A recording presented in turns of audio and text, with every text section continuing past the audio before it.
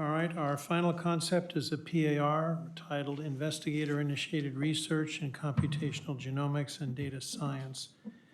And Dan Gilchrist, Program Director in Division of Genomic Sciences, will give the presentation. Okay, thanks. So today I'm seeking approval from Council for a concept to renew notices of funding opportunities in investigator-initiated research in computational genomics and data science. I'd like to thank my colleagues, Valentina DeFrancesco, Sarah Hutchison, Natalie Lanier, and Chris Wellington, along with our whole outstanding team in computational genomics and data science for their assistance in developing these concepts, and especially call out Sarah and Chris for their help in doing portfolio analysis. So NHGRI initially released funding opportunities to support investigator-initiated research in computational genomics and data science in 2018. These were renewed in 2021 and are set to expire in 2024. The funding opportunities received a strong response from investigators and continue to do so, and they have been a significant source of funding and investment in innovative research in computational genomics and data science from NHGRI, so we are proposing to renew these funding opportunity announcements.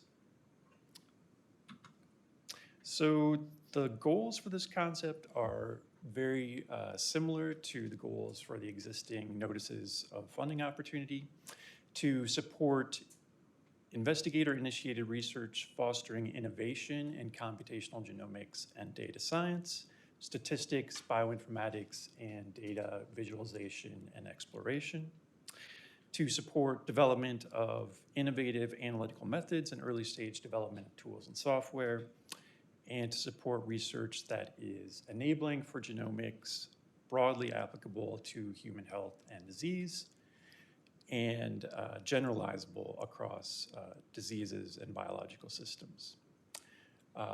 We're proposing that the scope for new funding opportunities in this area will be narrowed relative to existing funding opportunities to sharpen the focus on innovation in computational genomics and data science. We're no longer proposing to use these mechanisms to support refinement and hardening of existing tools. We've not seen a lot of applications in that area, nor funded many. In terms of the mechanisms, we are again proposing to use R01 and R21 mechanisms, which we have in the existing funding opportunities in this area. We are also proposing to add the R15 mechanism. The R15 mechanism aims to support meritorious research, to expose students to research and strengthen research environments at institutions that train many of our nation's scientists, but have not been major recipients of NIH support. So we see this as one additional path to fund innovative computational genomics and support a broad range of institutions and individuals, and really broaden NHGRI's reach in the area of computational genomics and data science. Beyond those mechanisms, the NHGRI small business team is exploring issuing parallel small business funding opportunities. So we're asking Council to approve the use of those small business mechanisms as well. So at this time, I'd be happy to hear comments from Council and take any questions you have. Olga Troyanskaya and Peter Robinson are set to kick off the discussion, I believe. Peter, can we hear from you first, please? Yeah, sure. Yeah, I'm very supportive of this proposal. I think we're far from finished in terms of developing algorithms and software for genomics, especially as technology is advancing, so that there are many new genomic technologies that need innovative software because they're so new. Also, the size of the data sets. I agree that it's good to focus on innovation rather than maintaining existing software. I guess a welcome contrast to the Anvil proposal, which might initially sound similar, is that that's more likely to attract people who will use existing tools to analyze data in innovative ways.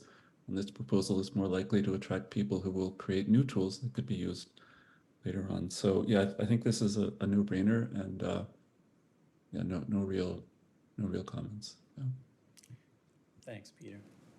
Olga? Let's see if I can do this. I completely agree with Peter. It's a critical program. That's one of the primary sources of funding for these non-disease specific computational approaches. I think for the new, and I'm blanking, is it R15, the mechanism? I think it would be great if there is a way to make sure that those institutions that want to have connections to established groups, whether that's for data or computation, that maybe NIH can facilitate that somewhat. Okay. Thank you. Other comments from council?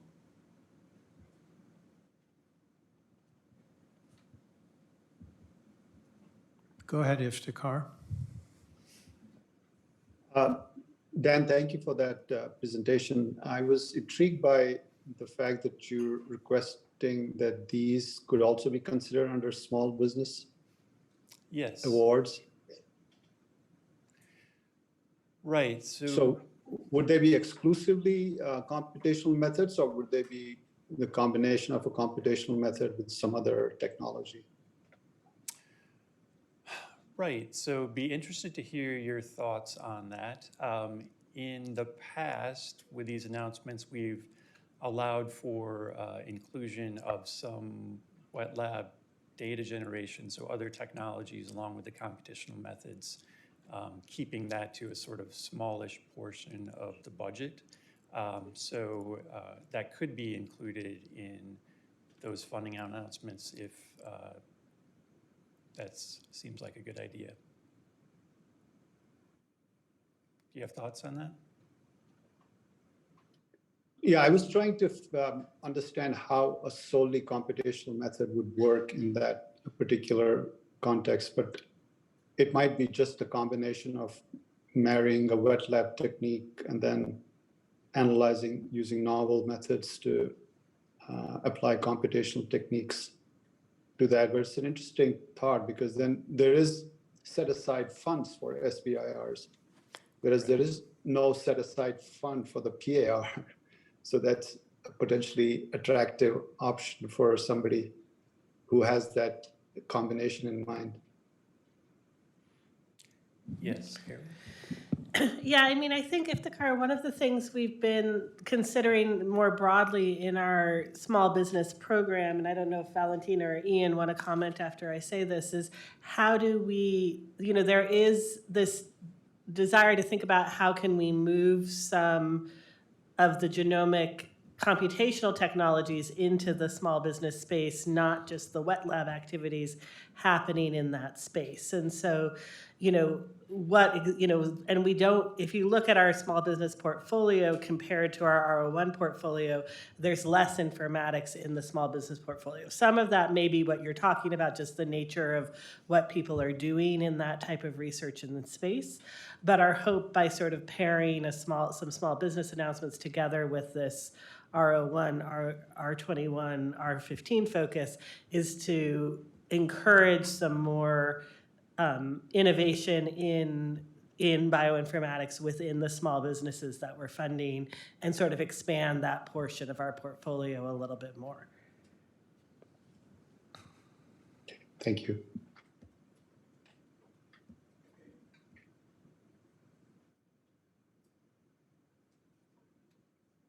I think that's interesting. The camera went to me before I hit my microphone. Any other questions or comments?